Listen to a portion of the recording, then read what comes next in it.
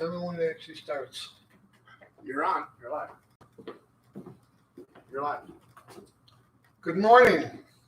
I'm Reverend Don Zanghi, the director of Adult Lyceum Program here in Casadega Spiritualist Camp in Florida. We welcome you, our friends here in Casadega, here in Florida, in America, and around the world. We hope you're safe. Don't forget to breathe and wash your hands. Last week, when I was teaching, the internet connection cut off. It's unavoidable. He got to see me move my lips, but didn't hear what I had to say. So I'm going to pick up where we left off, because I think it's an important teaching, and then given the time, I can move on to something else. I was teaching last week about our Declaration of Principles. And somewhere around Principle 7, they cut off. To me, that's a very important one.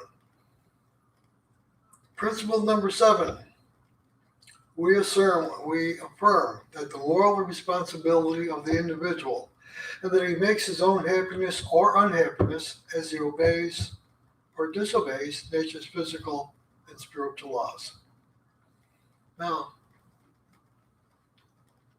when I first came to Casadega, my very first Sunday church service in June of 1991, we read these every Sunday in church. And when this was read to me, I knew that I was home. I knew that this is the place to be, because this principle spells it out so clearly.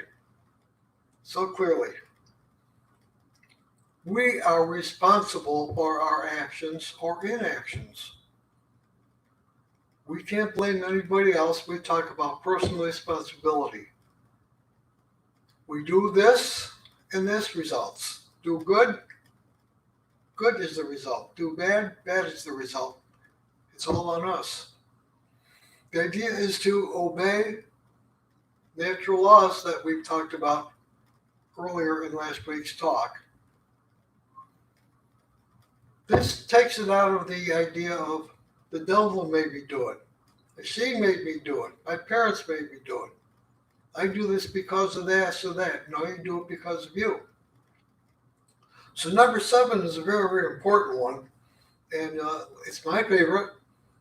And I think a lot of other people too that I've talked to over the years. Number 8.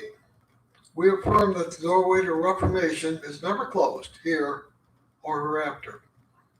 I think we should note that the word Reformation is capitalized. The whole idea is for us to reform, to grow, to improve ourselves. Now, sometimes there's a block, sometimes something happens, and it appears we take a step or two back. We don't have to stay there. We always have the opportunity to move beyond these obstacles, many of which I said are our own doing. Nonetheless, no one is damned for eternity. People ask me, in fact, a couple months ago, right here in this very room, after the Lyceum, before the church service, 2 young fellows are sitting over there, wanted to ask me a question or two. They come over from the other side of the state. It was the first time here, and admitted they come from a Christian background, which is fine. Do you folks believe in heaven and hell? That was the first question they asked me. I said, well, if we're talking about an outside objective, something outside of us, heaven or hell, no. There is no place like that. It's all a state of mind. I've taught many times that if you're waiting to die to go to heaven, you're wasting your time. You create heaven in your own mind, in your own consciousness. In fact, the very first talk I gave here in Casadega Spiritualist Camp in the temple was called Heaven on Earth. On earth as it is in heaven. So heaven is within. Same thing with hell. There is no burning pit that you go to for eternity. That's not correct.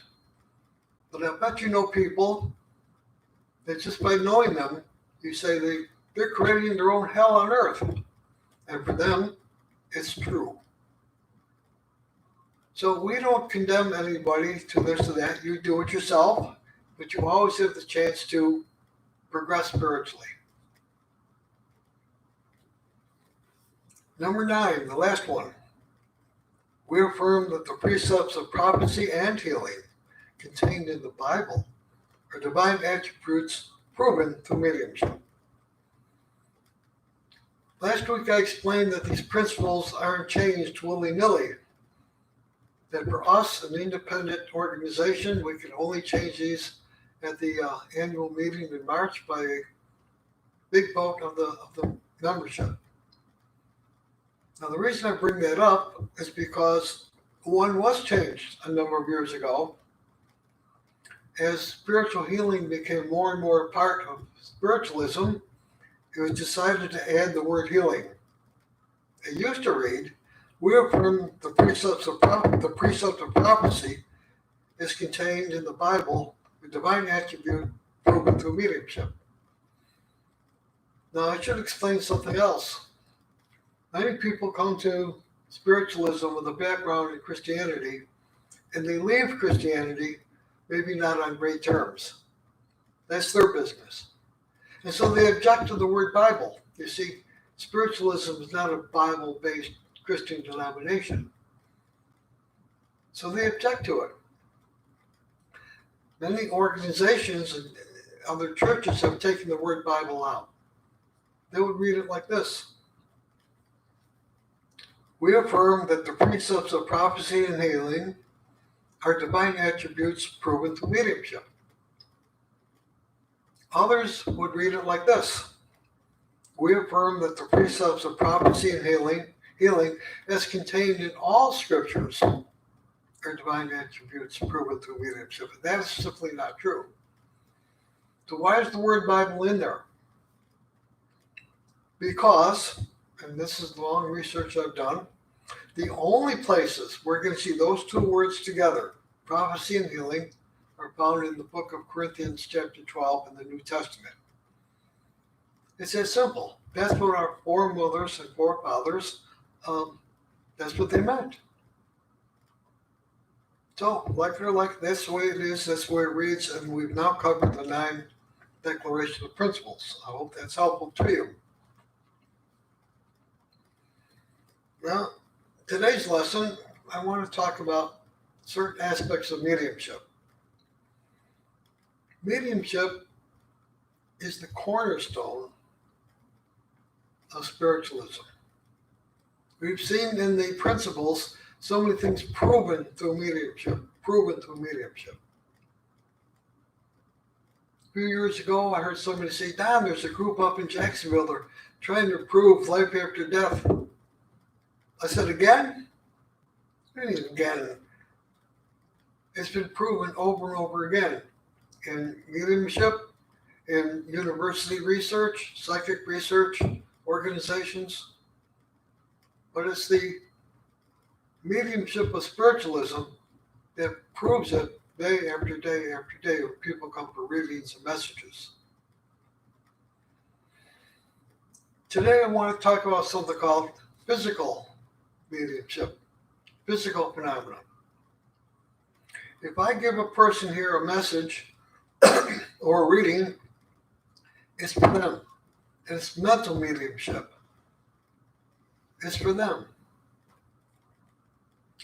But if we're doing physical phenomena, the phenomena will be evident to everybody in the room.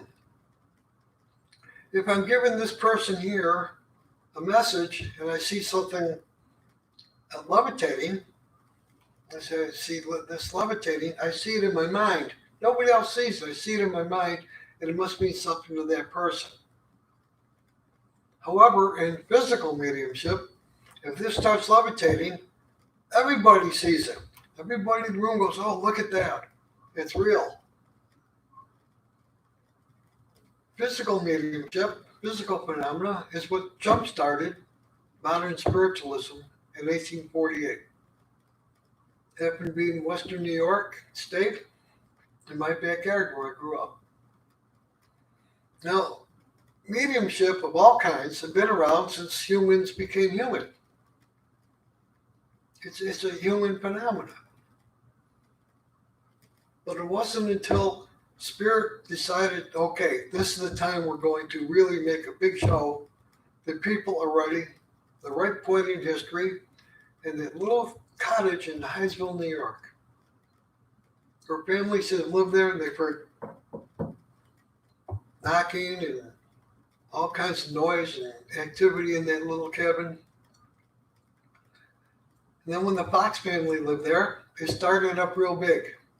So big, knocks in the wall, big time, that the public could come and see that it was two-way intelligent conversation by way of physical phenomena.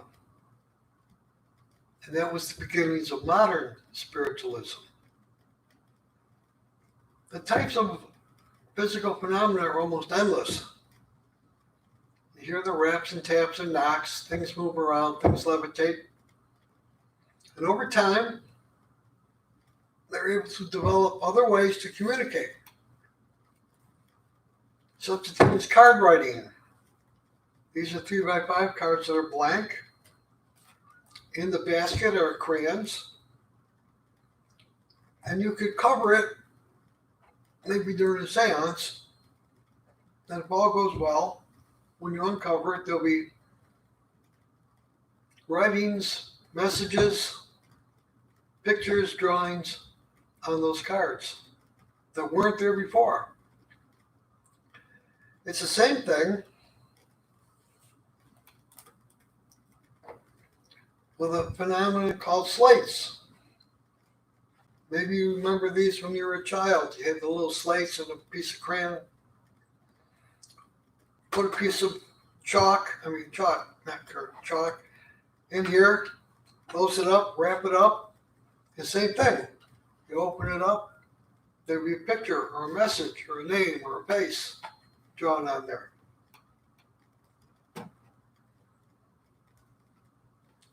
Levitation.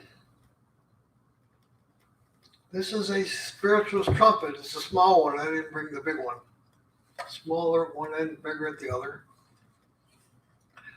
Rolled piece of sheet metal.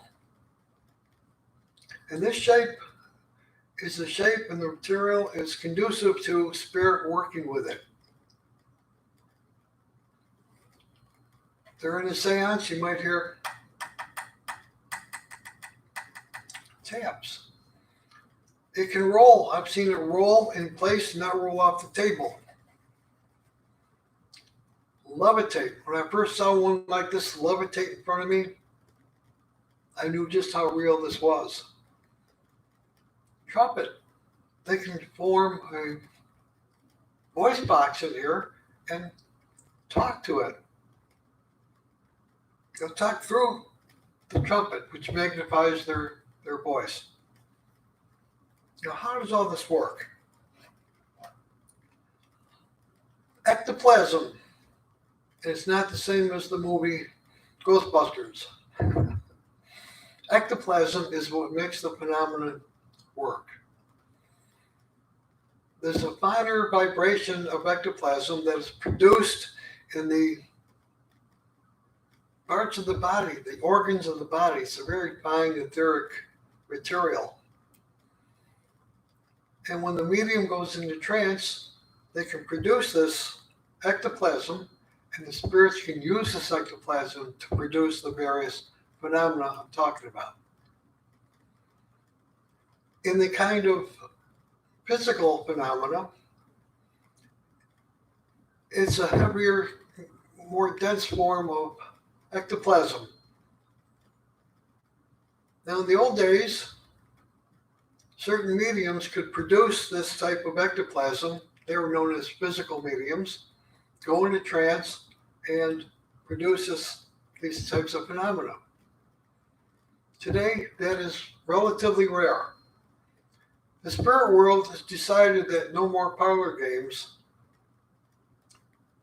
and so the level of physical phenomena that level has disappeared. Other forms I'll talk about in a minute. Today, mostly the physical phenomena during a seance is produced by the group, whether it's sitting in a circle or sitting around a table. It's the collective ectoplasm that can produce table tipping, knocks and raps, levitation, things like that. The focus now from the spirit world is to concentrate on mental mediumship, messages, readings, and, as I said in the principle, they've now added spiritual healing. So physical phenomena, as we used to know it, is not as common as it used to be. The reason that it was originally used by the spirit world was to get our attention. You know the old thing that talks about the donkey? Donkeys can be pretty stubborn, you know. And if you wanted to get a donkey to move to do something, you had to use donkey psychology. But sometimes you had to hit him over the head with a 2x4 to get his attention. And that's what the spirit world did. They used physical phenomena to symbolically hit us over the head, sometimes real. Trump come out and hit you over the head to get your attention. Hey guys, this is real. Well, we know that now. Today, the physical phenomena takes a different way of doing it. Spirit photographs, orbs, or what's called EVP, electronic voice phenomena, or transcommunication. The spirit world interfacing with electronic means, which didn't used to exist so much as it does today. Spirit voices on audio tape, live and still images on a television screen or computer screen. Telephone calls from the so-called dead. I personally have a collection of archival things like this, EVP, that's really quite amazing. And that is becoming more and more sophisticated as those in the spirit world, they evolve too. And they're sending us messages any way and every way that they can. Physical mediumship is now a very refined specialty of mediumship as opposed to the old ways. Now you say, well, okay, if you was taught in the past on that you have to set the conditions. If we're doing, say, table tipping seance, which we don't do that much anymore. For myself, I have to get the conditions right, prepare the room. A couple of days ahead of time, I clean the room. Then just before I cleanse the room psychically, a lot of sage and burning candles, things like that. And so we set the conditions. The group all comes to one accord by holding hands and maybe singing some songs. This allows spirit to come in and do the physical phenomena. But okay, Don, what happens when you don't do that? That seems to be independent of all of that. People have strange phenomena in their house.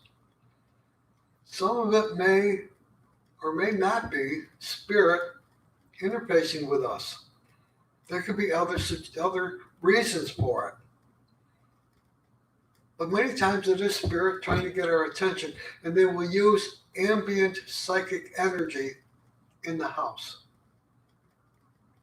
If people are living in the house, they can begin over a period of time to collect that energy and come and visit us by moving objects, raps and taps in the wall, flickering lights on and off, trying to get our attention.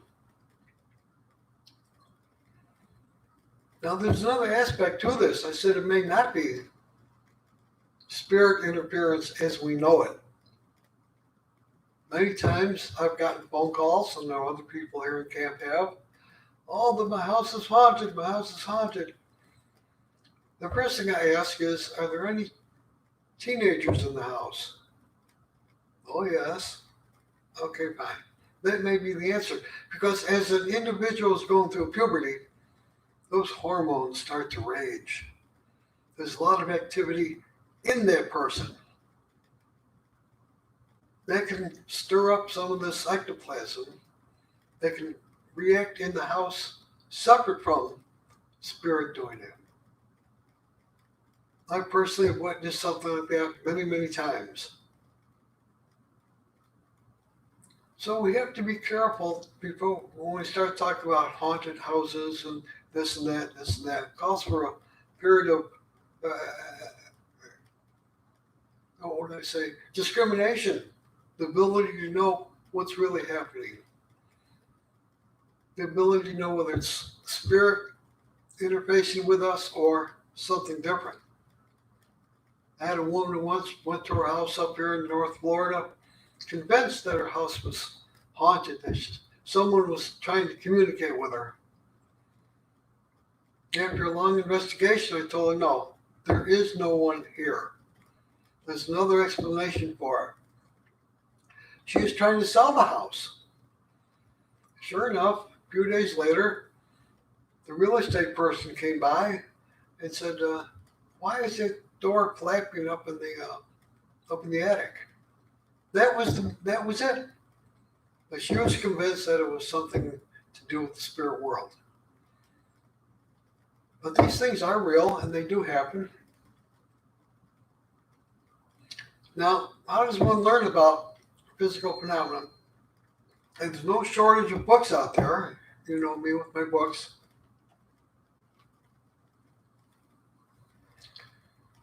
The Seance, Healing Message from Beyond.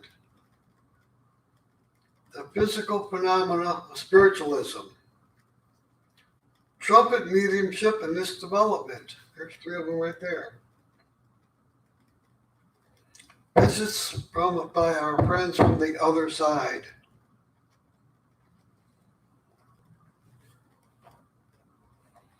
Materializations. I'll talk about that in a minute. Physical mediumship.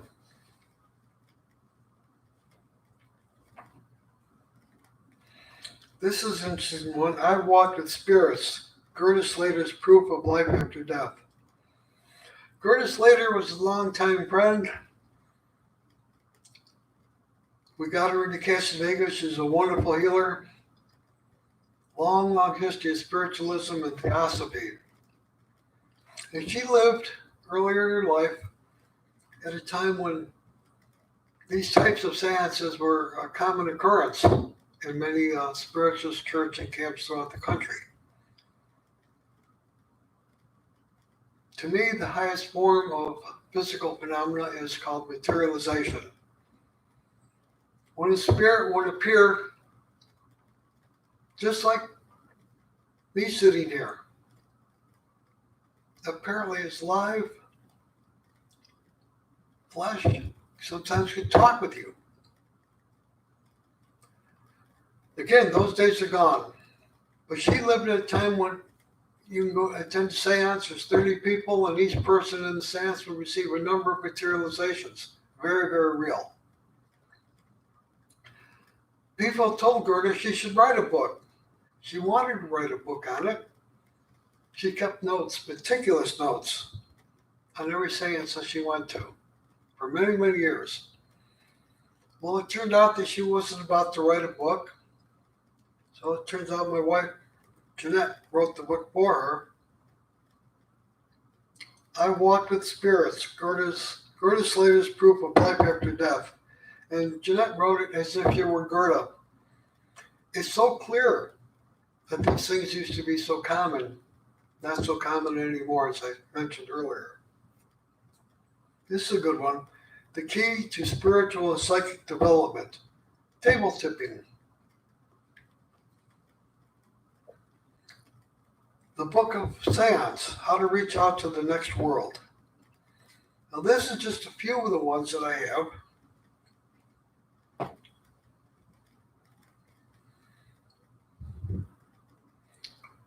We do encourage beginners in spiritualism, particularly if they're in the student program, to comedians to experience physical phenomena. We teach about it, and some of us occasionally will do a seance or some other thing or share ideas with them. We can't lose the background. We can't lose our history. People need to experience it one way or the other. But we also discourage people from becoming hooked on it. It can become almost an obsession. It is interesting, and that's why I said the spirit world pulled it back. They said no more parlor games. There's bigger fish to fry, as we say. That form of ectoplasm can drain the body and cause ill health if it's done too much. So we want to be sure that we get a background in every aspect of traditional spiritualism, modern spiritualism, and focus on the future. Where is spiritualism going? I'd like to say here in Castaneda, we're in the forefront of much of what's happening in the spirit world, the world of spiritualism. People come here for many, many different reasons. They get a psychic reading, a mediumistic reading. They come for spiritual healing, and our record there is very, very good. Hands-on healing, spiritual healing, energy healing has been around for as long as we've been humans. Within every culture, every society, every tribe, every village, there was that person or people, usually some elders, who knew about these things.